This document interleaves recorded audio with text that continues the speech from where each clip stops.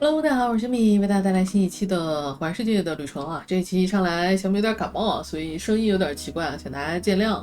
上一期我们是给大家讲了有关于囚犯的价值啊，然后有一些小伙伴留言说，还是有点不习惯啊，这么赤裸裸的这个讨论这些东西，还是觉得有点过不去啊。其实，在环世界里呢，你完全不利用囚犯的这些属性啊，就是纯种田也是能玩的。但是前提呢，希望你不要把这个游戏的难度设得太高。我们呢，首先迫降在一个沙漠地形啊，它的难度本身就高一些，再加上我们的这个袭击系数比较高啊，所以如果不就是利用囚犯的话呢，我们是很难在这个袭击点数上来之前守得住的啊，这点你需要额外的注意一下。如果你只是喜欢种田呢，可以打一些这个比较正义的模组啊，就是这个环世界有很多很漂亮的装修啊、美化啊、家具啊这些 mod 啊，你可以完全不利用这个囚犯的这些东西，也可以玩啊。那值得一提的是呢，我上一期漏掉了几个点啊。首先，囚犯还可以用来提取基因啊，这是生物技术 DLC 里的内容。此外呢，在我们的意象 DLC 里呢，可以利用这个囚犯来举行很多的这个献祭的这个相关的仪式啊，这个也跟囚犯有关，也是可以做的。上一期也忘了提到了啊，那所以用不用呢，就看你自己了。但是我个人觉得太难，是鼓励大家去用这个囚犯来做这些事的啊，否则很多的东西你都没法造啊。比如说这个生物技术 DLC 里的那个3级的机器人，如果你不去献祭囚犯的话，你很难造得出来啊。这里我们就先说到这儿啊。然后有一个小伙伴的提问回答一下，就是你画了一个这个储存区，让他去搬，有这个快堆啊，那为什么没有人来切，没有人来搬呢？因为这个快堆和这个钢渣块这种大型物品啊，你不去选定搬运的话，是不会主动的搬过来的啊。这里跟你画的储存期以及这个移动路径都是没有关系的。这个快堆算是一种特别的大型的物品啊，不会主动搬运啊，这一点你需要额外的注意一下，好吧？那就先说到这里啊。上一期我们是缺吃的，这一期我们严重缺血啊。但是呢，我们开了一个遗迹啊。好在我们这个图有2个遗迹，这个遗迹里边的这个棺材比较多啊。这个棺材里是有可能有活人的，当然也有可能是虫子啊、机械族啊什么的都有可能，也有可能是敌对的人啊。都是有可能的，但我们现在没有什么更好的选择啊。我记得我之前举行过这个仪式了，3个摇人的仪式都没有摇来人啊，可以算是运气不太好啊。那没办法，我们就只能就看看这里会不会帮我们那个摇来人了。如果这个还没有人呢，我们还有什么办法呢？我们可以去这个世界地图上去拜访一些，是吧？拜访一些邻居的这个敌方的部落啊，可以去绑架啊。这个怎么绑架呢？我们后面再来跟大家说。这里呢，需要跟大家说一下，就是关于这个任务啊，这边有几个4星任务。这求救信号这个任务，这一期我们尽可能给它做掉啊。这个是意向的一个任务啊，这个挺简单的，而且收益很大。我们先来说这个2个，这4星的任务呢，基本上都是通关的代表着一种通关的结局啊。通关的结局呢，我们在第1期视频发的时候曾经说过啊，根据点赞数来决定我们一共做多少个，来做多少个这个结局。哎，战争商人，可惜是他们的啊，可惜是部落的。我们根据这个点赞来决定做多少种结局啊？那从现在来看呢，我估计数据不是很好啊，那可能只能做2种结局，那也可以了。活铁提取好了，我们下一个研究这个活铁采集，3个基础科技都好了啊。对我们来说还是挺好的。我们现在呢，先去把这个可血的事儿解决一下啊。看一下大家的属性啊，正常不是特别低就可以了，主要看休息和这个饮食啊。路上正好路过，我们跟这里打个招呼吧。商队来的时候，只有前头有问号的这个人可以互动啊，其他人都是没有办法互动的，只能攻击啊。右键选他，我们来选择看一下他的这个卖什么东西啊。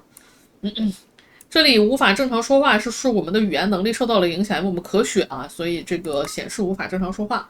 他这儿卖一些豹子啊、干肉饼。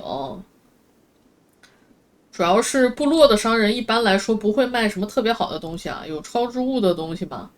有一个面罩，用处不是很大啊，只有一些衣服啊。然后其实如果咱们的那个什么啊，这个里边开不出人的话，我就考虑要去坑商队了啊，因为我现在的确很缺血啊，坑商队也能没准能给我们留下来1-2个人啊，没准是可以用的啊，我们到时候再说啊。先来看看这里的效果怎么样，我们先存一个档啊。这个党大厨呢，虽然没有武器啊，但是他可以过来去作为后备啊，因为这边棺材的数量比较多，万一里边有这个人需要俘虏的话，我们就可以让这个大厨去啊。然后呢，这种低温休眠舱，你只要对它造成一点点伤害啊，这些休眠舱就会同时一起打开啊。所以我们就来打开来看看啊。哎，哟，全是人啊，还是不错的啊。有一些虫子啊，没有机械族，就怕出来全是机械族，全是蜈蚣啊，就难受了啊。首先呢，出来人，我们先来看看属性啊。这个许香琴看着还可以啊，就是快死了。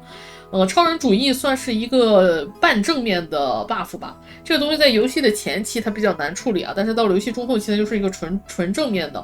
它是希望呢，在需求这里会有一个希望我们的身体有所改造，比如说放一个假腿啊、假手啊什么的都可以，甚至什么放一个排毒胃啊、排毒肺啊什么这类似的东西都可以啊，都算。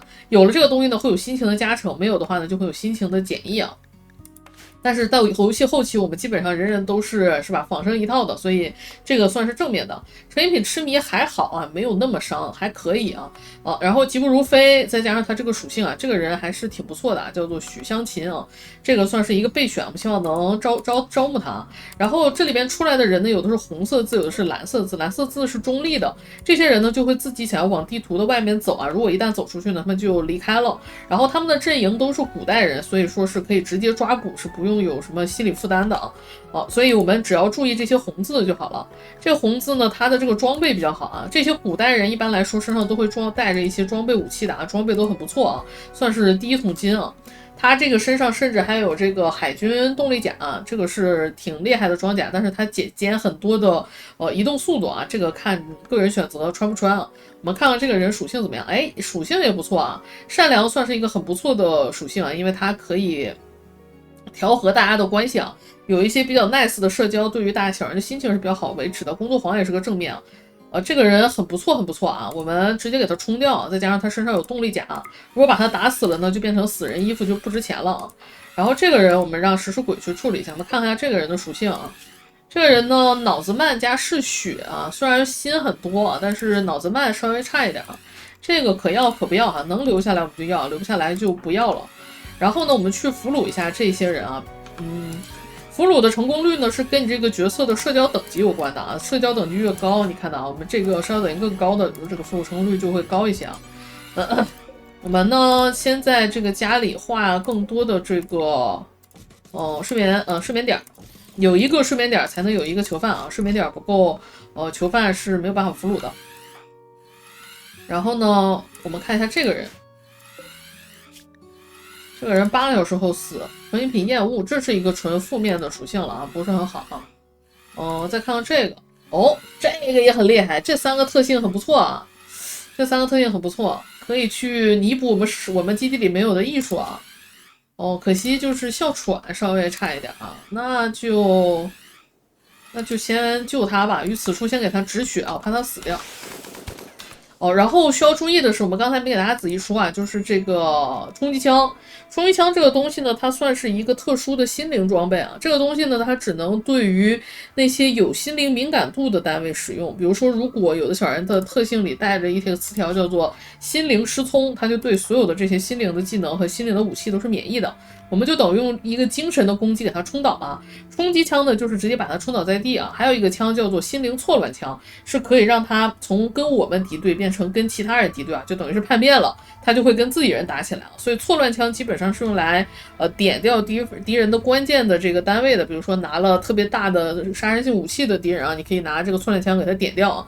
一来是可以万一这个大杀伤武器给敌人释放出来就更好，没释放出来呢，它的武器也不会对我们释放出来了，这个就是心灵武器的好处啊。冲击枪的好处在于它可以帮我们招人啊，因为冲击掉了之后呢，我们可以把这个人俘虏掉。但是需要注意的是呢，心灵冲击枪冲倒人的时候，有小概率会直接烧这个人的大脑，因为是对着大脑使用的嘛。一旦大脑烧了，大脑的这个耐久不再是满的，10-10，这是大脑的血量啊，不再是满的，它就会这个按100%减低这个意识啊。这里呢，小米也给大家放一下这些属性都是什么样的作用和功能啊。其中意识是一个非常重要的一个能力啊，意识影响了小人很多的这个能力，包括一些技能操作啊，乱七八糟的，跟射击精度啊等等相关的，都跟这个意识有关。然后除了这个以外呢，呼吸能力。血液过滤和血液循环这3个能力，如果他们这3个有所损失的话，也会降意识啊。所以呢，意识是一个小人的第2血条，你可以理解为啊，意识一旦降到0呢，这个人就脑死亡了，也可以理解为他就死了啊。所以让小人死亡呢，除了让这个健康值归0以外，意识归0也算是一种这个死亡的方式啊，这要需要额外的注意啊。好，那我们这边差不多了啊，我们直接就俘虏啊。这里成功了吗？不知道啊，成功了啊，直接就成功了。这种蓝字的呢，就直接可以这样俘虏啊，这样直接俘虏呢，好处是就避免了争斗啊，但坏处是它的成功率不是100%的，有可能会失败啊。我们看看能不能把这个王高淼抓住啊，虽然他有一个没抓住啊，这就比较差了啊，被打死了啊，能不能给他打架啊？虽然他有2个哮喘啊，但是哮喘换个肺就好了。哎，他身上没有任何的装备啊，所以一打就打死了，小人死亡呢，主要就是这几个的位置啊，这个头部、躯干，你可以看到躯干，它这是耐久是40-27，头部啊是25到18啊，还有大脑，然后呢就是肝、肺还有什么肝、肺心这2个器官，肺呢，肺和肾2者其一啊，只要这些部位。血量归0了，他就死掉了啊！这个不知道是咋打死的啊？有可能是打中了他某个部位，降低了他的意识啊，因为他的2肺有哮喘，他意识本来就低，因为现在已经看不到了啊，降低了意识，然后他本身身上的伤就多，意识归0了，他就死了，意识归0也是可以死亡的，因为我在他身上目前没看到致命伤啊，就打死了，打死就打死了。那我们先来救这个啊。我们在此处给他止血，这是模组的能力啊，这不是原版的能力。这里面出来的虫子，哎呀，这也打死。这里面出来的虫子，不是敌对的啊，不用先着急去打他的。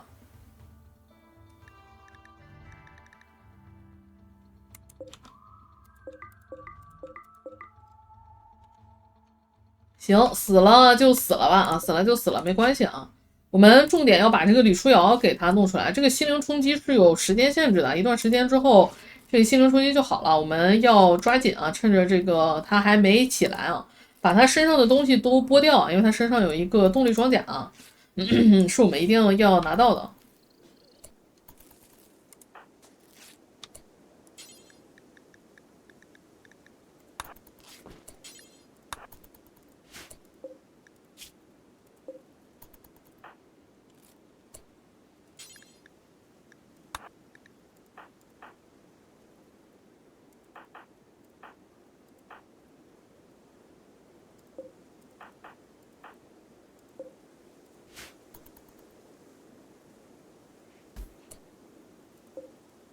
然后我们这样直接拘捕的人呢，他的武器就会直接掉落出来啊！不要在囚房里留下武器啊，这样敌人的这个别人的越狱的几率会增加。我们先给他治一治啊，然后看一下这个小人的属性啊。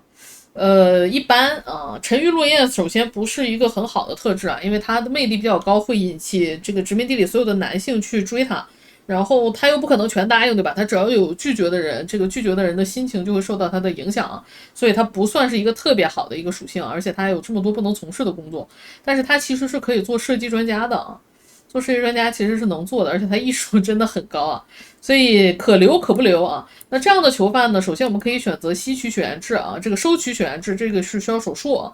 然后集血，如果这个小人你一定要把他留下来，并且想作为核心角色的话，集血就不要打开了，因为一旦你对他集血呢，他对于被集血的这个人的这个第一印象啊，在这个社交里你可以看到他对我们所有人的印象啊，就会大大降低啊。首先我们把他拘捕过来就降低了，如果我们再吸他的血又会减，不是20就是30啊，这个很容易就变成了一个死仇，就很难解开了。之后2个人在殖民地里就会经常的打架啊，这个就需要注意啊，尽可能的避免这种事儿啊。但是这种呢，我们可招可不招的就无所谓了啊。那这个远古人啊，首先看一下远古人他的抵抗和意志都非常的低啊，就基本上可以认为是系统送你的福利啊，你想要去招募的话是很容易的。抵抗呢决定的是我们招募啊。我们可以先，如果是正常的囚犯的话，我们要先降低抵抗，抵抗归零了之后呢，我们就勾选招募啊，然后他再跟他聊一次天，他就会加入我们然后呢，意志对应的是奴役啊，这是把他作为实习生或者叫奴隶啊，意志降为零之后呢，我们就可以奴役他，他就变成了奴隶。奴隶的这个殖民者呢，奴隶的小人呢，跟我们的正常的殖民者是不一样的，而且是需要不停的去镇压他，否则他可能会反叛啊。这两个是这两个属性的区别啊。然后其次呢，教化。教化是把他的文化跟我们洗成一样，你可以看一下，我们可以看一下在社交面板看到他的文化，他的文化呢，在这里点开，你也可以看到他文化的一些需求啊和什么和我们是非常非常的不同的啊，所以如果不把他文化洗过来的话，他加入到我们也会很不开心，天天崩溃。所以呢，面对一个小人呢，我们基本上我第一个常做的事儿就是先教化他啊，先把他洗教洗过来啊，这个人很好招，到时候直接一招就招进来了就好了啊。然后我们现在实在太可血了，我们就不管这么多了，我们就直接吸了。吸完之后，你可以看一下啊，在这边集血又减了20啊，你可以看到这边啊减20。所以如果后边他真的被招进来的话，这个我们的关系也很难维持啊，关系也很难维持。看一下他的这个没要死啊，不是要死了就可以了。然后这个许香琴，我记得他的属性比较好啊。他当设计专家也是很不错的啊，智齿很高，设计很高，很适合设计专家，而且疾不如飞，所以许香琴我想给他留下来啊。所以呢，许香琴这里呢就不开集血了，我们就直接教化。哎，他这意志什么的基本都是为0的啊，特别好啊，很好弄。这边还有一个朱兰啊，朱兰一会儿他起来别就走了，我看一下啊。哎，你没事了是吧？你没事了，你把他给我俘虏，把他给我抓回来。然后这些虫子一会儿我们再处理啊。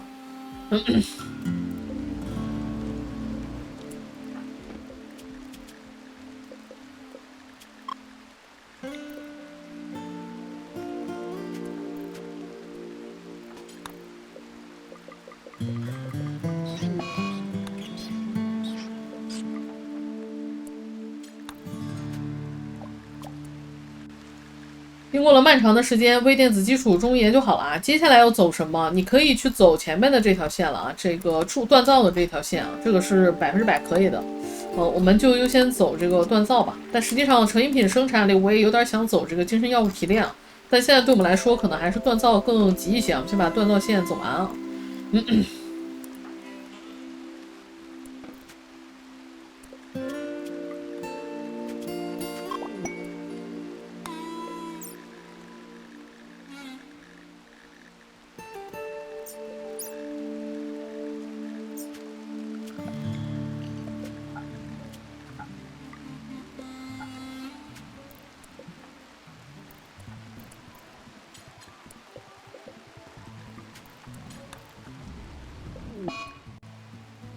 这边有小人感染了，感染是跟他身上的伤口以及这个周围的环境有关的。周围的如果环境特别的脏，他的感染风险就会增加。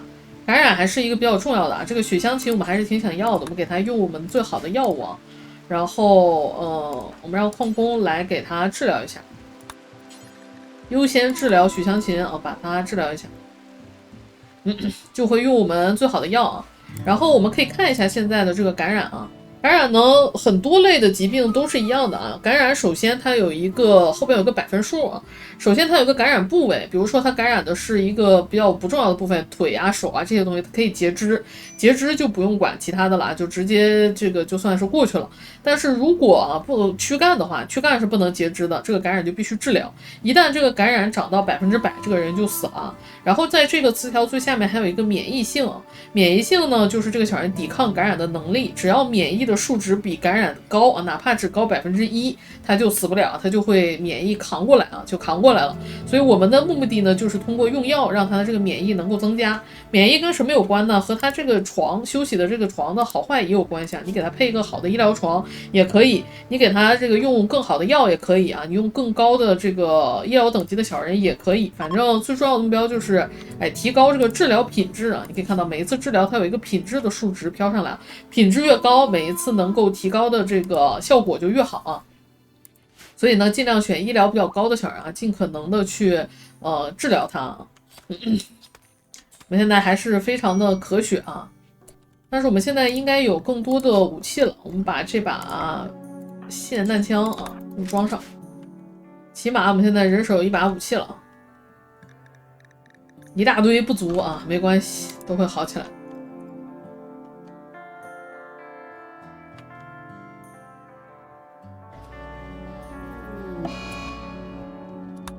哇塞，又感染了，这能不能活下来了？但比较好的一件事呢，就是这2个感染它共同算同一个免疫啊，所以其实一个人感染2个地儿吧，它反而有的时候不算一个坏事啊，因为它等于是可以 double 用药的这个次数啊。因为在你的这个感染涨到100之前，你能药的次数是有限的，你这都等于用2次次数的药，肯定能把这个免疫提上来。我们现在这个免疫性就已经比感染高了，但是这种时候建议先不要着急放松啊。有的时候，比如说你觉得他好像没问题了，但后来就差那么一点点，他死了，这就比较可惜啊。还是等他再高一些再说。我们这个动物饿了啊，所以可能得放出去吃点东西。我们现在人力有限啊，现在对我们来说呢，算是我们的这个殖民地的一个转折点啊。挺过来了呢，就是大丰收；挺不过来呢，这就是崩盘的开始啊。因为这波人的加入，一是给我们带来了更高的这个饮食的需求啊，需要更多的食物，以及更大的这个监管和看管的压力啊。再来呢，也带来了大量的财富啊。如果这个时候来袭击呢，对我们来说是比较危险的。好在呢，我之前看了一下，在这个历史这里啊，你是可以看到我们的财富值的变化。我们现在财富值已经破3万了啊，3万以上就可以来机械族的袭击了啊。哎，这个虽然一下子涨了这么一大波的财富啊，但是我们可以看到上面这个红点啊，这个红点就是系统判定的大型袭击的时间点啊。一般来说，如果你选的是卡桑德拉的剧本的话，这个时间点的间隔是一个相对来说比较均匀的，它是满足一定规律的。但是如果我们是兰迪的话就不好说，但是大致规律上是会满足一定的规律，它不会一直的这个随机啊，它会在一定的范围内随机，所以我们可以通过这个呢稍微的确定啊，我们最近应该不会有特别大型的袭击来啊，应该啊不敢100%确定。然后呢，这个动物被激怒啊，你首先选择这个动物，摁这个感叹号。你可以看到这个动物呢是有一个训练，首先你可以驯化它，驯化失败的反击几率，受伤的反击几率啊，这个就是受伤的反击几率，有50%的概率，当它受到攻击的时候，它会反击我们，就会跳一个这种橙色底儿的这种啊。但如果是一大群虫子在这里啊，你袭击其中一个，有的时候它会给你弹一个红色底儿的这个通知，那个通知就厉害了。如果是那个通知的话，它会让周围所有的同类的生物对我们来说都敌对啊，所以你要注意啊，它到底是哪一种的敌对啊，这个还是需要注意的。然后呢，要把这些虫子清掉，否则它会去吃我们地图上的这些尸体啊，这些乱七八糟的东西啊，有可能也会因为过饿会袭击我们的小人啊，这一点都是需要注意的。这些动物饥肠辘辘了啊，饥肠辘辘可以暂时，我觉得可以暂时先不管它。我们实在是没有空管啊，我们现在面临着一个很重要的转折点啊。我们存个档啊，过去就算过去了，过不去很可能会崩盘的。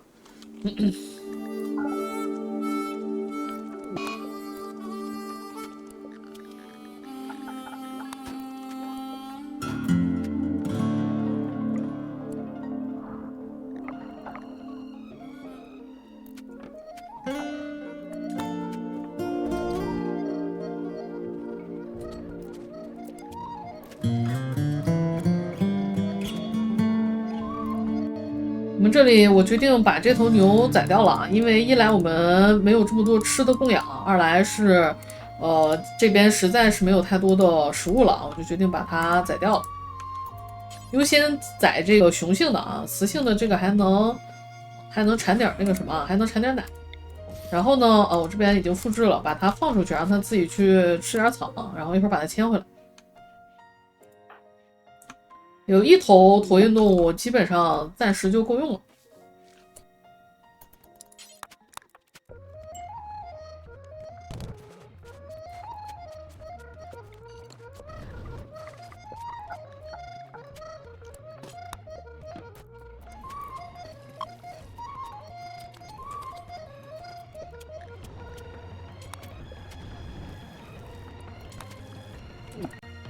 这边呢，当这个小人在这个我们的囚禁过程中啊，他有可能因为有很多需求都满足不了啊，比如说是吧？吃了各种各样的肉呀，住的环境也不好啊，等等啊，他会心情很崩溃。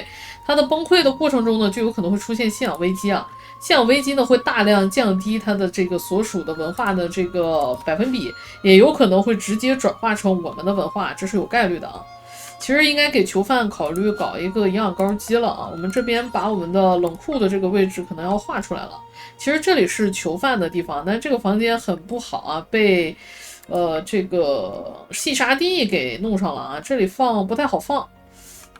我们可能考虑要把这个位置稍微的改一改，或者是先临时的用一用别的位置啊。这个没有办法，这就是沙漠的难点啊，有这个细沙地的干扰啊。这边呢就打算作为那个什么，哎，神秘货物。神秘货物是我们意向 DLC 的内容啊，我们先存个档啊。这神秘货物可能给我们3种东西啊，以我们现在的实力只有一种我们能处理，其他的我们都处理不了，所以我们要看一下是什么。这里呢，它会给我们一个神秘的东西啊，它不会告诉我们到底是什么。然后，如果我们接收了呢，会给我们奖励啊。你看，我们收它的东西，它还给我奖励，可见这个东西不会是啥好东西，对吧？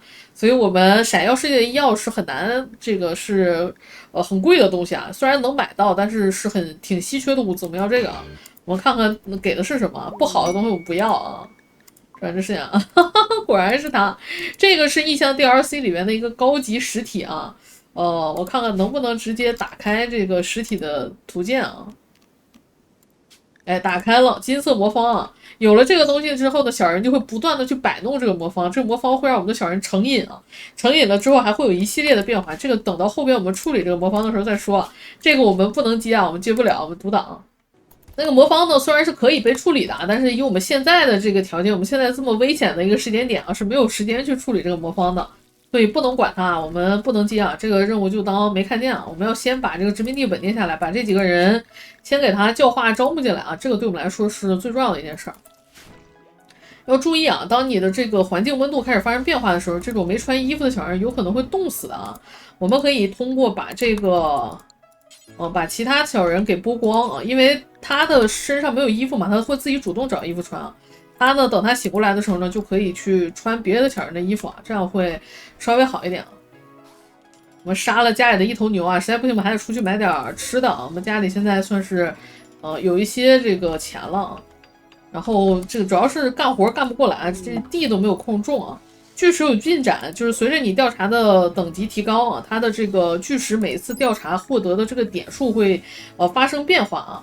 这个会随着我们的这个对于巨石的调查深入会逐渐的增加啊。我们刚才是0.2、0.3，现在调查一次已经是0.6了啊，就会在逐渐的增加的这个过程。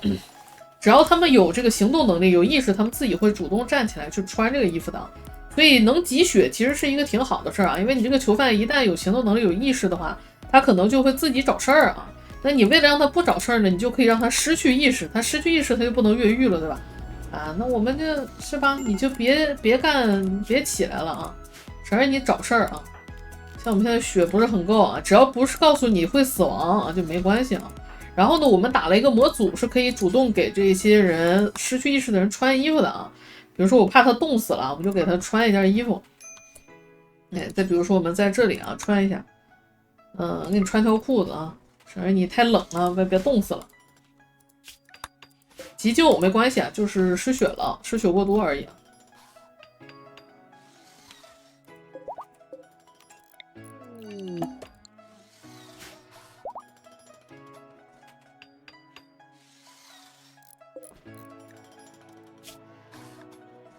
哎，可以看到我们这个许香琴已经熬过来了，它的免疫比这个感染高，这样就产生免疫了，这个慢慢它就会好起来啊，并且它刚才也崩溃了一下。其实呢，我们还可以自己在这里举行一个叫做教化仪式啊。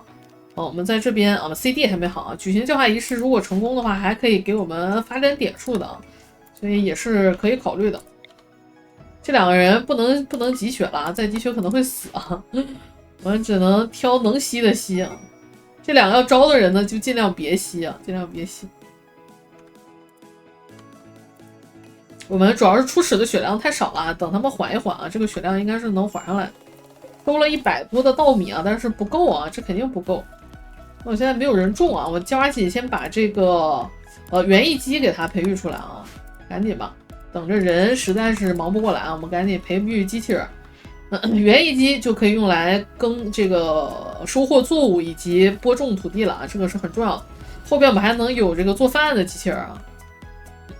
现在光靠大厨一个人实在是忙不过来，又当爹又当妈。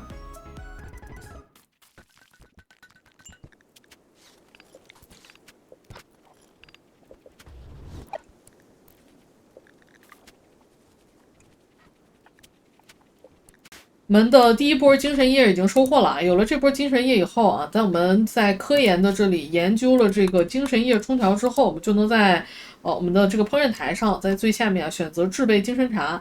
我这里的精神茶数量呢有增加，这是因为我打了模组啊。你没有模组的话，可能一次最多是烹饪4个吧。我们就可以选择烹饪这个精神茶啊。然后呢，我们给精神茶维持一定的数量，这主要是给我们精神药物依赖的小人去喝的啊。这里呢，其实哪一个工作者去做都行，因为不会食物中毒啊。但是这个等级越高，它做的越快啊。我们也可以不指定任何的这个工作者，我们指定这个技能等级，比如说6级以上的就可以啊。然后我们让它放到地上啊，半截线是无惩罚就可以了。然后注意啊，这个精神液呢，它是也有新鲜度的，也有腐烂的时间点啊，所以我们最好给它放到室内啊。我们在这里选择全部清除啊，在这边选择原材料里选择植物啊。值得注意的是呢，小米这里打了一个正义度很高的模组，就是这个10倍堆叠啊，这个正义度非常非常的高啊。你可以看到我们精神液200亿堆叠还没有堆满啊，这个就是这个模组的强度啊。如果你没有这个呢，你的殖民地会比我更早的面临一个问题，就是爆炸的这个物品储存的问题啊。我现在的确就已经面临了，因为有一些东西它是不能堆叠的，就没有办法享受到这个堆叠带来的这个增益啊。但是即便如此啊，我们现在的这个物品数量也已经很多，很头疼了啊，家里已经堆不下了，所以没有这个的难度会极大的增加。这里你自己去根据你自己的实力啊选择。反正我个人玩那种没有堆叠的这个，我玩的是非常难受的啊。看你个人能行，你就选那种没有堆叠的。我是不行，我实力不足啊，实力不足咱就认啊。我觉得没什么好不好意思的啊，这单机游戏嘛，你自己爱怎么玩就怎么玩，好吧？这个任务是我们的那个神秘货物啊，不管它。然后赶紧等我们的工艺机吧啊，趁着现在最近没有敌人啊，抓紧发育啊，抓紧发育。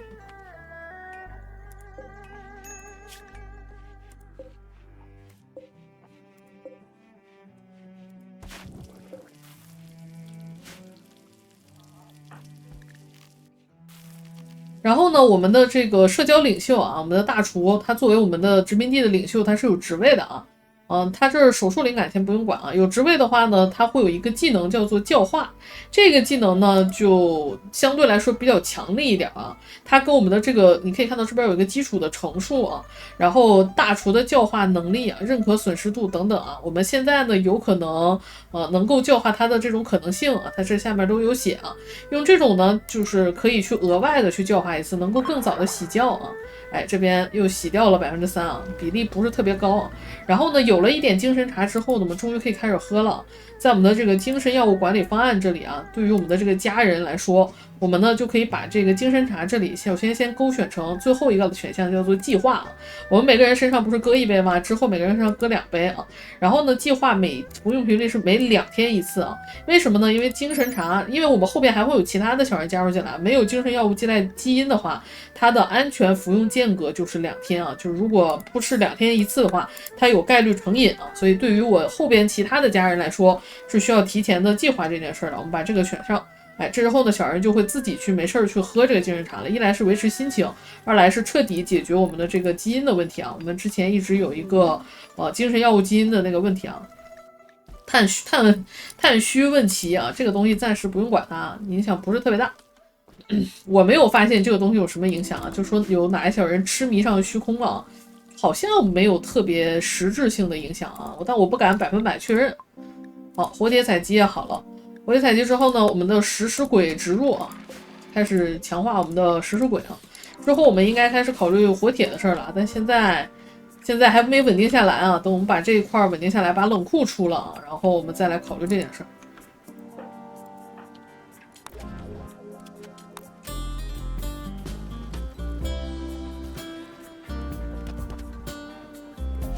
从时间上来看，感觉袭击应该快来了。我们现在有3把枪啊，但其实我们有更好的武器啊。首先，我们先让我们自己人换上更好的武器啊。然后由于我们打了模组啊，所以他会在身上装多把的武器啊。这个你不用的武器就可以让他扔下来啊。然后咱们这儿有一个战争面具可以给他戴上啊，这个东西也能防护我们的头部啊，也能有一点点防护效果。包括这个防弹背心儿啊，也可以穿上。防弹裤就先不穿了啊，这个穿上。这个海军甲吧，它减速减的太多了。我们前面还是以小人的这个行动优先的速度为优先啊。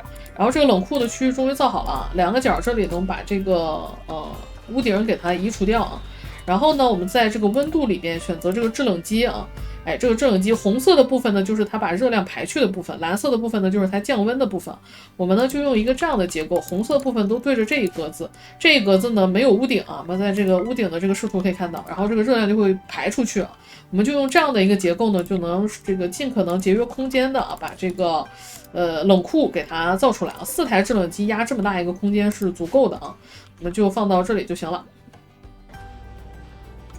然后等这个弄完，等这个人招进来之后啊，我们要开始补更多的床，并且把这个房间要打造一下了，要开始兼顾小人的殉情。奴隶贩子，我们其实是有挺多奴隶的啊，奴隶贩子这个商人其实来的还是挺少的。最近兰迪很仁慈啊，没有还有一些奇奇怪怪的事儿，我有点心慌啊。兰迪的仁慈让我很心慌啊。还有心灵抚慰波，完了，我赶紧存一个档。我觉得兰迪要使坏了啊，我心慌的不行。他给我3连黑什么的，我都觉得更那啥一些啊，更安心一些啊。现在的这个我就觉得有点难受啊。园艺机出来了，我们赶紧让他把这个园艺机给那啥了。然后当你培育完机器人之后，这里会产生大量的这个垃圾的，垃圾要清理，垃圾如果不清理掉的，会导致没有办法再继续培育新的这个机器人啊。然后呢，当这个商队来了以后啊，其他人其实都没办法主动互动啊，你去找这个头上带个问号的，算是商队的领袖啊，你去跟他进行互动才能进行买卖啊。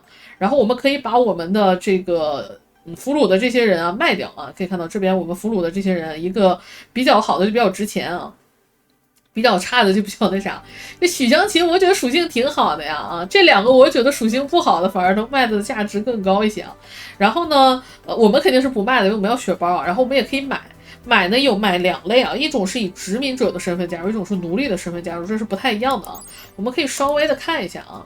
裸体主义不好啊，不能穿衣服，还工作懒惰，谁要啊？工作勤奋，这个还可以啊。那我们现在有点养不起啊。这个呢，意志如钢，善良，可惜是个慢性子啊。驯兽很高，这个其实别的说还可以啊。这叫什么残渣？1000多买不起啊！那我没说，这也太贵了，这几个人这么贵啊？那都买不起啊！黄金啊，他身上有一些白银，白银算是一个比较通用的货币啊，其实可以考虑换一下，但也不用吧啊，拿着黄金去交易它，更方便啊，重量更少啊。你看这园艺机终于来帮我们去那个什么了，然后这边造好了之后，我们把温度调下来啊。调成我一般调成-19度就差不多了啊，全都设置成-19度，这边应该是没有铁了，然后这个房间应该就可以了，我们就可以在这边放我们的所有的食物，全部清除啊。除了这个格子的以外啊，其他的都可以往这里放，血源包不用放，这些所有的食物啊，干草、粗饲料也都可以放在这里，生食、烹饪食品都可以放在这里啊，其他地方就可以不画这个储存区了，然后再包括我们的原材料里面的植物啊，也就是收获的植物类的都可以放在这里。值得一提的是呢，草药其实也有保质期啊，但是它成年几年才会烂。一般来说我是不放冷库的，你要是喜欢放的话，你也可以放。医药就没有这个限制啊，草药是有保质期的。然后我们殖民地现在其实还是有点缺吃的啊，这波人来了，我们要收一波过路费啊。这个此过路费非彼过路费啊，因为呢商人啊，他来到我们这儿呢，他们也会饿，他们一旦饿了呢，就会找周围能用的这个桌子，吃饭，对吧？那你在我这儿吃饭，我收你点钱很合理，对吧？所以呢，等他们去吃饭的时候，等他们都饿了去吃饭的时候，我们就可以收一点，是吧？象征性的收一点这个钱，我觉得这是应该的啊，毕竟来了啊，你看到他们就来了，到我们的桌子上吃东西啊，我们就选中一个小人征召他，然后选择走到这里。啊，走到这里，你就会发现，你一会儿仔细看这个凳子啊，哎，他现在坐的这个凳子上是没有东西的，我们选择走到这里，哎，就等于是挤了他一下，把他身上的这吃的挤掉了，掉到我们家地上的东西就算我们家的了，他就以为这东西就丢了，他就不会去拿啊，他就会把这个东西丢下啊，把这个东西丢下，包括所有的小人都是这样的啊，哪怕这些小人是站着吃的，他也可以掉，你看到这边也掉了，这边也掉了啊，走到这里。走到这里，走到这里啊！你可别点上尝试拘捕啊！走到这里，然后走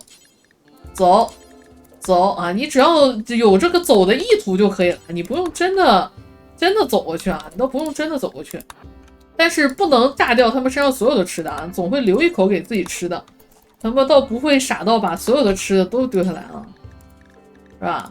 哎，这样我们就收获了一波干肉饼啊！干肉饼这个东西呢，可以用来我们小人作为远征食物啊。我们走，差不多了啊，基本上也就这些了啊。这儿还有一个，他们没在吃的就没办法啊，只要在吃的啊，都可以走过来啊。然后我们在方案这里呢，选择管理食物方案。我们家人呢就不要吃干肉饼了，我们把干肉饼给它拆掉啊。然后呢，我们可以在这个食物方案里呢，比如说我们随便选一个，我们改一下啊。这里选择远征啊。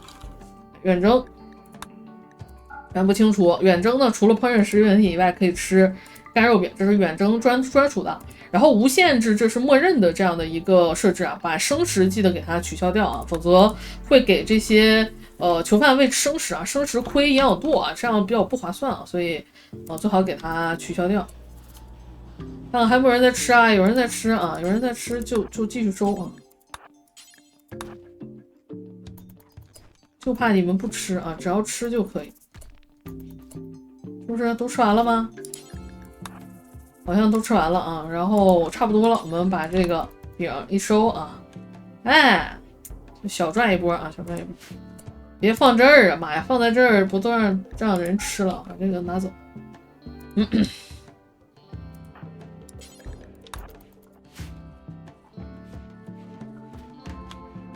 好，收了300多个饼啊，挺好的，挺好的啊，但是又涨了一小波财富啊。我就等着兰迪来制裁我了，我觉得眼瞅就要来了，再存个档不行，心很慌。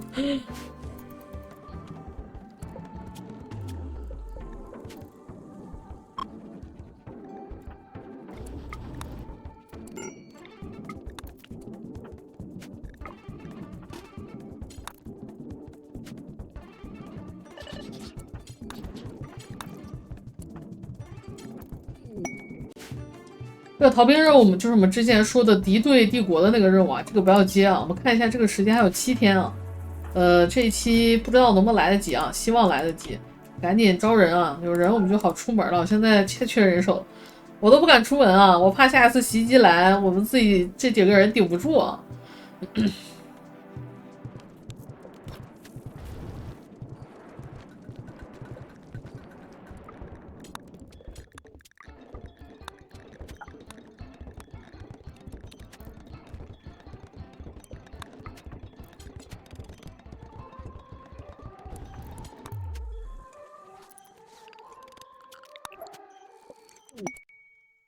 这2个人终于走在一起了，接受求婚了。这个时候呢，可以在我们家里这个你相对来说最美丽的房间吧，一般来说就是我们的宴会厅的位置啊，在这边放一个婚礼举办点，也可以放一个聚会举办点啊，这个地方用来举办会比较不错一些啊。然后在我们的切石桌这里啊，我们也先开始切一些大理石了。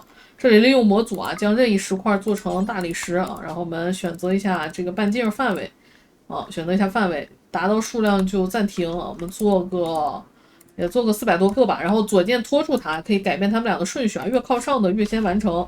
我们切点这个大理石出来，就用来做地板啊，能增加一下这个房间的评分啊。我们通过点击一个家具，可以在下面看到这个房间的评分，分为几项：一是财富值，2是宽敞度，3是它美观度啊，现在是丑陋，4是清洁程度啊。清洁程度是跟你的这个地面铺的什么地板什么的这些东西是有关的。丑陋度和美观度就是通过里边的装饰啊，比如说一些更好的家具、更值钱的装修的材料等等啊，比如说黄金的墙，比如说这个翡翠的大雕塑什么的都可以啊。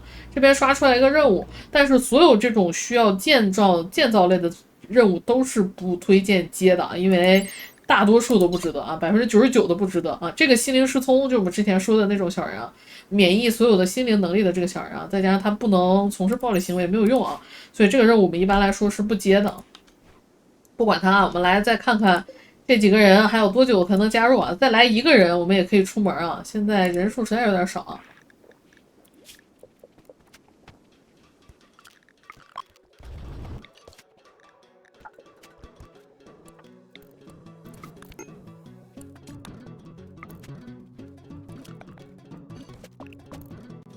当你的殖民地开始稳定下来之后呢，我就推荐你不要开始种水稻了，你可以单圈一面地去种玉米啊。玉米的好处是在于它的对人力的需求比较少啊，它的产量很高啊。然后同等的时间上呢，这个从单位时间来说，它消耗的小人的人力更少啊。但是它的缺点就是它的生长周期非常的长，基本上是1个多的季节啊。所以如果你是不在这种恒定夏天的，你这个会有冬天的这样的一个地图，我就不推荐你现在这个时间点种玉米，你有可能在冬天来不及收啊。但我们现在是恒定夏天，所以无所谓啊，我们就种一波玉米。这个呢是可以减少我们的小人工作量的，因为它很久很久才需要小人去管它一次啊，平常的时候不用管。这当然优点和缺点是并存的，就是因为它很久不用管，一旦遇上什么寒流啊、什么火灾啊、什么这个枯萎病啊等等啊，都可能让它造成毁灭性的打击啊。所以一利一弊啊，各有利弊。像是这种闪电风暴有可能会劈农田的，有可能就把你整个玉米田快成熟的全都劈了，这种全都遇到过啊，是需要注意的。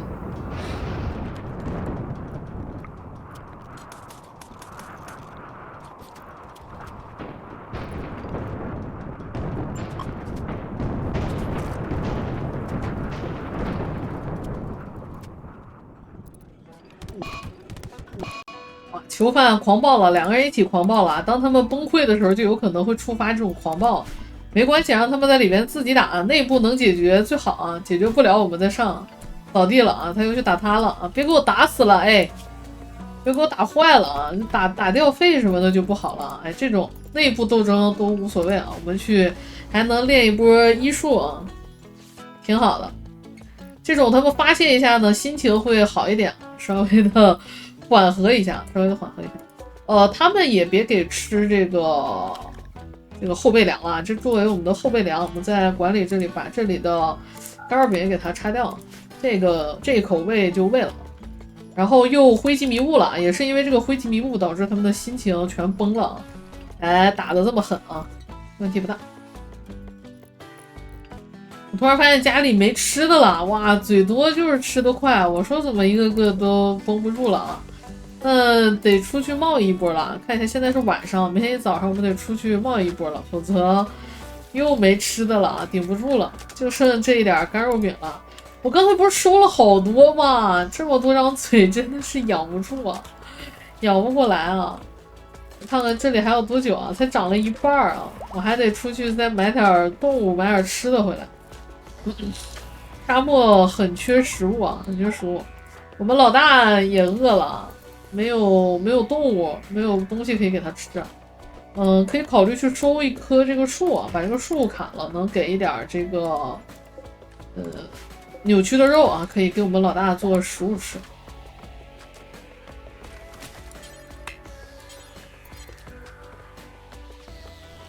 不要全砍掉啊，留一颗，留一颗呢，它会随着时间慢慢的就会那啥的。哎。这被他吸进去了，这就亏了。别给我吸进去，我还要用呢。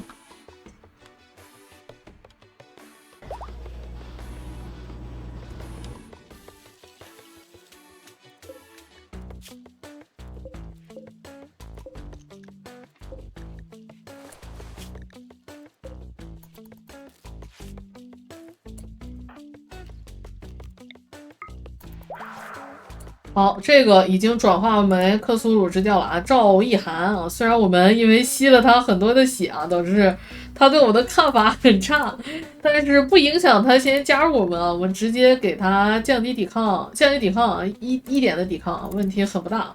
降低抵抗，先把他招进来啊，要不让他做奴隶啊，做实习生。实习生我记得不能做艺术的啊，我主要是看中了他的艺术啊。而且实习生不会干这些没有用啊，让他去做设计专家好了。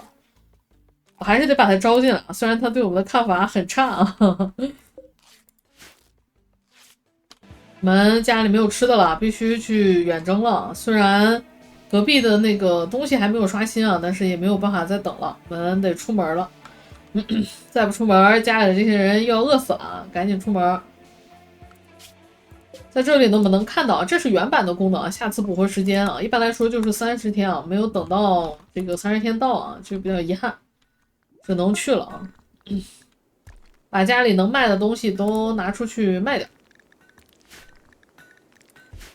还没有来袭击啊，我心里有点慌啊，这什么情况？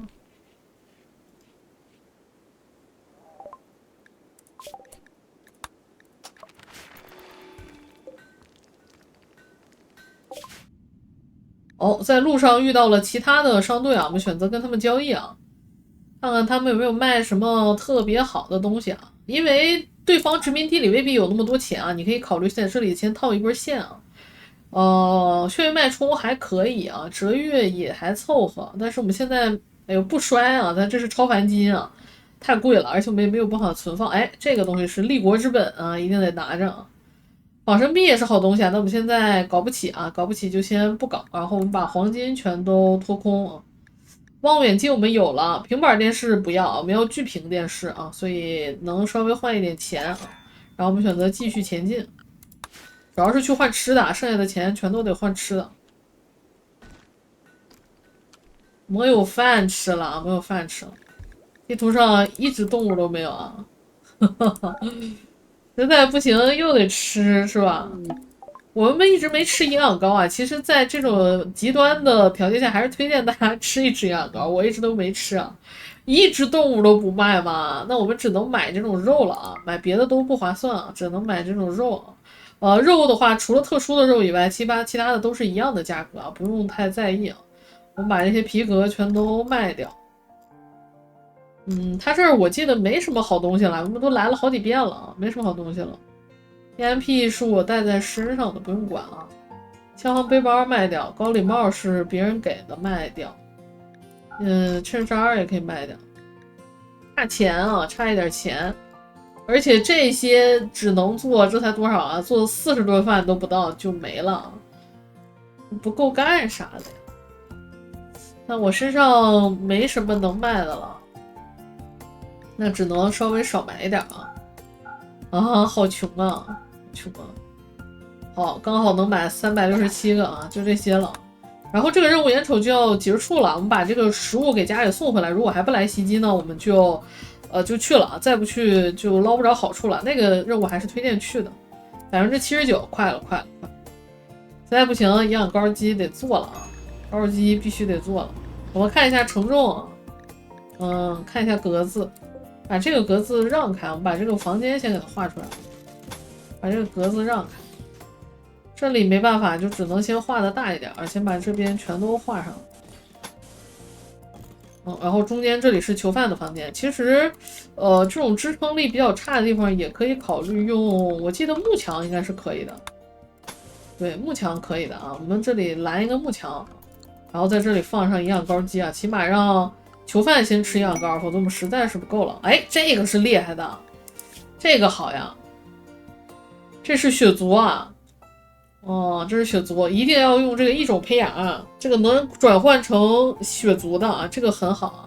他们在找一个安全的地方会面啊，他们也不知道，有可能是来袭击的，无论是我们直接俘虏一个血族也好，还是拿到这个异种培养转化小人也好啊，都是很好的任务啊。这个任务还挺难遇的啊，我们直接同意啊，让他们来开会，就是血族来我们这儿开会嘛，开会有什么大不了的，欢迎。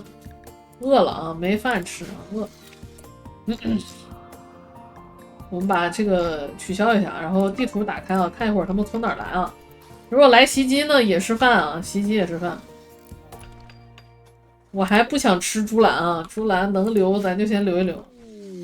血族抵达啊，来了2个血族吗？他们一般来说会选我们最好的这个房间开会。先看一下血族的属性。上一次给大家讲了，但是没有给大家看到这个基因啊。血族是有一套超凡基因的啊，无痕身躯，不会有疤，完美免疫，免疫力极强，不老不衰不死啊，除非大脑被打掉，否则它是不死的。基因植入是他们可以把自己的这套基因就相当于转化为其他人为血族一样，但是一年转化只能转化一次，有 CD 的啊，持续一直转化就会就会危及生命，就会死掉。但比较差的就是他们日光敏感啊、枯木皮肤还恐火啊，这几个是比较差的。死眠这个基因呢，真的不能算是一个负面基因啊，但是它需求比较高啊。这个等我们真正转化的时候再说。我们先看一下它的属性啊，懦弱可还行，过目不忘一般啊。这两个血族其实都很一般啊。我们看看会不会来袭击啊？哦，他们在冷库里开会吗？行吧，有点想象不到啊，在冷库里开会可以啊。赶紧来袭击吧！我希望有人来袭击。哎，逃兵不接啊，逃兵不接，也可以等这个任务完成了，我们再考虑那啥的嘛。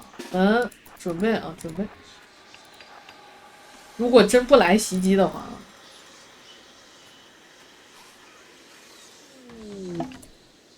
哦，我回来了啊，回来了，回来刚好让老大赶紧来，否则血族还挺难对付的。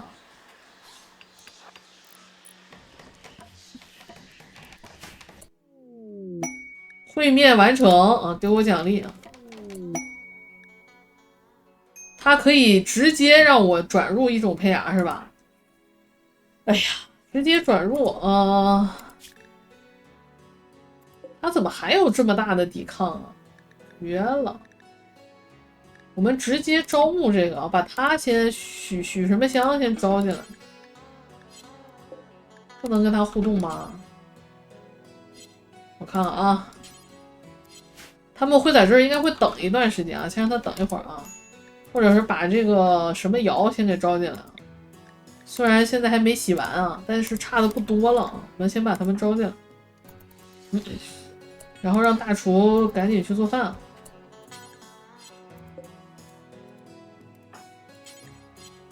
赶紧去做饭，能不能弹啊？哎，赶紧弹一个，我弹一个进来。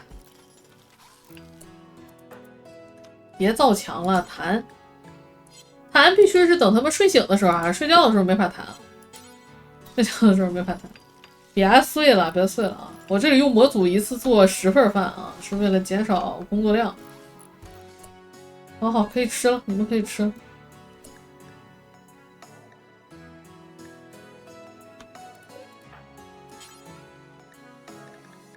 哎，赶紧可以聊了。这个抵抗为0应该直接能招进来。好，这样就招进来了啊！许什么香，这就是我们自己人了。但是可惜他现在还没有是我们的将啊，但问题不大啊。他现在心情极差啊，饥肠辘辘啊，各种饥渴。没关系，先不管他心情如何啊，你先把这个芽给我收了啊。好，我们这样就有了这个异种胚芽啊。然后我们再来看一下，它就已经转变成褐血种了，就有了这一系列的这些东西啊。但是它会昏迷2天啊，昏迷2天。那2天刚好把这心情不好的时间给顶过去啊，然后它也完全可以用来做射击专家啊，这个是挺好的一件事啊。我现在在想，要不把这2个血族留下啊？感觉留下我也养不起啊，留下我也养不起，留下吃了，留下吃了啊。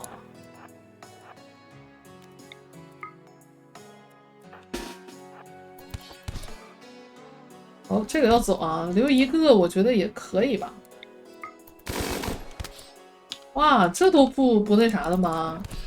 走这么快？打死了啊，打死了没关系啊，这是食物啊。我们去帮一下他啊。行，你们2个干吧。活着吗？死了啊，死了也没关系。救一下，对，救一下。好啊，这回有吃的了啊，有吃的，还有血，可以。血砖啊，血砖。然后让老大稍微的先养一会儿啊，先再吃点扭曲肉。然后我们就准备去做，明天一早啊，先去把那个任务给他做。这个先别招啊，这个先别招，这个我们能先别招就先教化啊，能先教化先教化。好，天亮了啊，我们组建远征队啊，出发去往这里啊，这边很近啊。首先就带着老大和我们机械师2个人就行了，然后物资上就只带干肉饼啊，其实不带也可以，那个地方大概率会有吃的啊。但是最好带上我们的托运动物，我们到时候要带一些东西回来啊，否则我们的运输的这个资源量太少了。如果你再想加一点搬运的这个量呢，可以考虑再带个机器人，比如说带个园艺机啊，暂时用上的。哎，这样我们能运的这个资源量就变成133千克啊，没带任何吃的啊，问题不大。看一眼他饿不饿啊？他不饿啊。去了之后，那边大概率会有吃的，那边是有人投的。留了这个求救信号啊，这个求救信号之后到那儿我们再说啊。这边把这个血包捡回来啊，把这个血包勾选一下。这个任务大概率都是不难的啊，这边封的差不多了，还差一些石头啊。我们大理石砖有一些了，再切一些花岗岩，然后再让搬运机搬一些石头回来。这边给我造了一个火把，没火了，就直接给它灭了就好。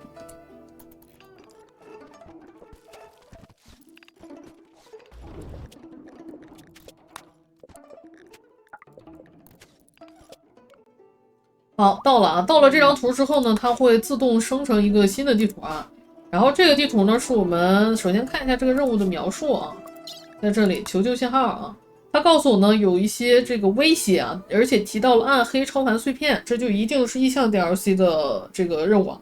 那大概率就是这个血肉兽啊，就是这个血肉的这个东西啊。然后信号中断了，营地洗劫就代表着这个地方的所有东西我们都能拿，比如说啊，你看这边还有这么多小机枪，这我们只要我们搬得走就能拿走啊。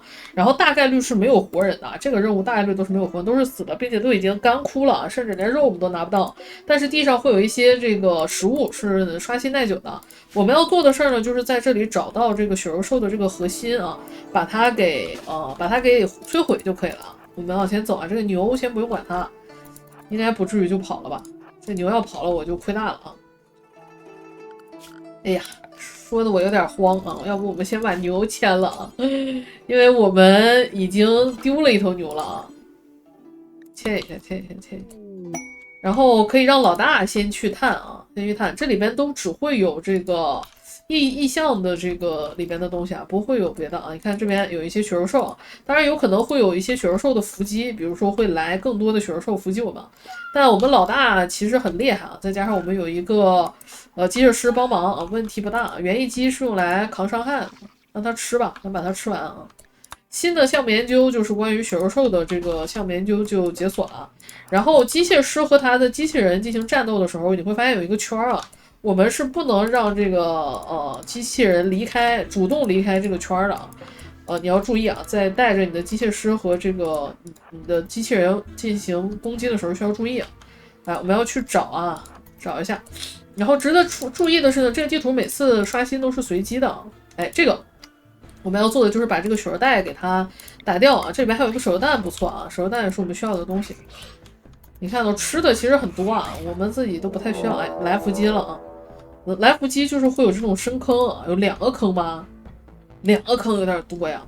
然后我们赶紧躲进来啊，然后把这个门打开啊，先占有啊！这个门你一定要先占有，否则你是控制不了它的啊。这边刷出来了啊！这边刷的是双爪兽，双爪兽算是一个远程单位啊。然后园艺机是用来顶伤害的啊，跟老大一起顶伤害的。万一老大扛不住，园艺机就扛啊。先别打了啊，先别打了，我们老大站门口啊。我们可以再往前站一站，省着打着老大。你看他们是远程单位啊，所以我们得往外走啊，跟远程打近战啊。好，哎呀，这枪法，这个武器就是在近距离的时候就不准啊，这个倒不是完全赖他的枪法啊。好，然后我们可以了，先不用管他，注意老大的血量啊，注意老大血量。然后我们在这里直接杀了他，万一他再站起来很烦啊。哎呦，格斗没有6级还杀不死啊，那就。那就踢他，踢他。注意啊，这个坑里还可能再出来的。哎，这边掉超凡碎片了啊！超凡碎片是必掉一个的，这样任务必掉一个。但是它没提示这里已经安全了，就说明这里还有别的东西啊，我们要再去找一找啊。跟着他一起往前走啊！哇，700多火铁，600多砖，我拿不走呀，好想要啊！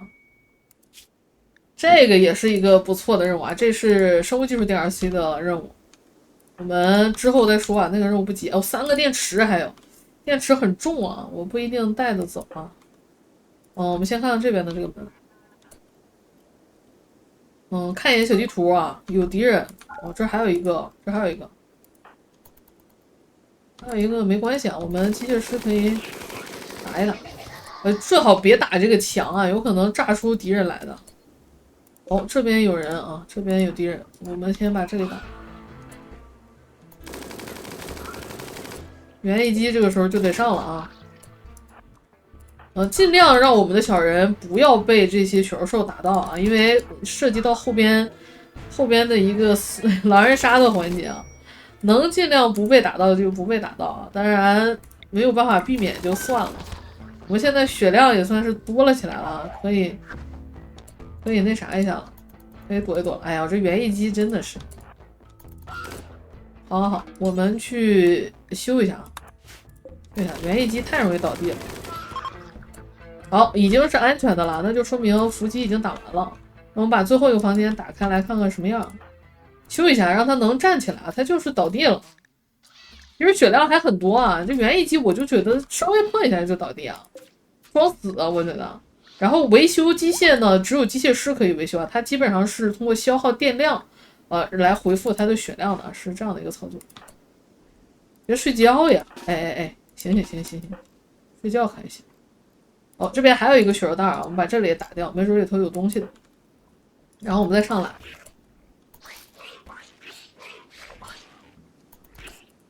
这里应该没有敌人了，看一下。哦，没什么东西了，那就等他把这个东西打掉。这还有100多个翡翠，好家伙，真富啊！好，那当这个地图没有任何的其他的东西之后呢，我们就可以离开这样地图，就是安全的了。如果当这个地图还有敌人的时候呢，我们会就是不能组建远征队啊。然后这个时候我们选择世界啊，选择这个重组远行队啊，然后指着我们的这个家里啊，选择接受。然后呢，确保所有的单位都在。然后呢，你会发现你这些物品里边啊，这个殖民地里掉在地上的东西你全都能选啊。我们优先选这些贵的，火铁很重啊，而且这个翡翠也很重，这些东西都很重啊，应该带不走啊，我们优先捡这些重量比较轻又价值比较高的啊。枪呢就带个最好的好了，把手雷带着，手榴弹一定要带着。看一下啊，我记得黄金也要带着，发酵桶，发酵桶可以考虑给它拆了，但是拆了也不值啥钱啊，算了。哎，有极佳的床啊，极佳的床带走。如果有极佳的木餐椅或者餐椅什么也可以带走。小机枪塔4个全都带走啊。蓄电池我觉得太重了，一个20千克太重了。那我们剩下的，我看我要火铁吧，感觉火铁是不是更拽一些？翡翠我能带多少？翡翠只能带92个，火铁呢？火铁能带180多个，也带不了多少啊。哎呀，我还觉得我带的这个负重已经挺高了。谁知道这图这么肥啊？其实你可以考虑，比如说留一个单位在这里啊，让他不要走，然后派人来接，来把这些东西全搬过去啊。但我们现在人力比较紧张，我就不这么干了啊。火铁早晚能有，我们带翡翠吧。翡翠毕竟是钱啊，我们之后可以拿出去交易啊。然后当你组建完远行队，这个地点就消失了，你就再也回不去了啊！你要注意，如果你有东西想要去拿的话，一定要留一个人在那里啊，然后派其他的人去接他。你没有不留人在那里的话，那个里就消失了。然后如果你的椭圆动物你没有管它的话，也有可能在那张图就跟着一起失踪了啊！这个一定要额外注意啊！